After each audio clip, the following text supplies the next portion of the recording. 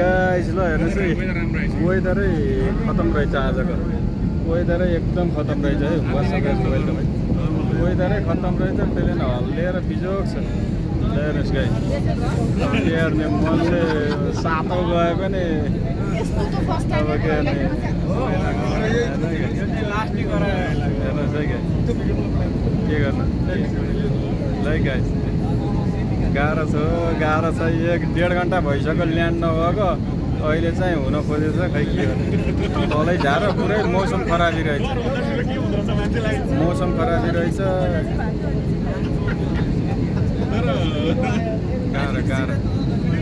गाह्रो छ गाइस गाह्रो छ के गर्नु आज यो जिन्दगीमा नभएको कति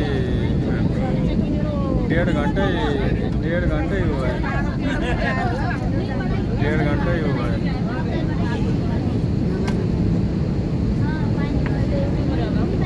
गाह्रो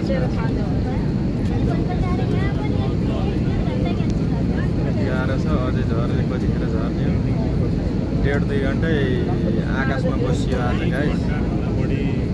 गाह्रो छ 1.5-2 घन्टै आकाशमा बसियो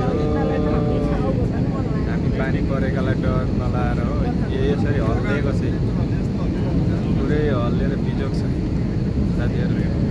पुरै हल्लिएर बिजोग छ गाइस के गर्नु नसिब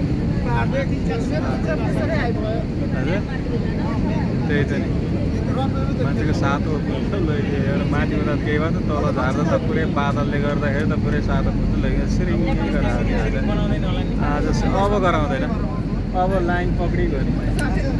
मौसम उ भइगयो नि अब भयो अब पाङ्ग्रा पनि झारिसक्यो पाङ्ग्रा पनि झारिसक्यो क्या झारे पाङ्ग्रा घरहरू त पुरै देखियो अब घरहरू पुरै देखियो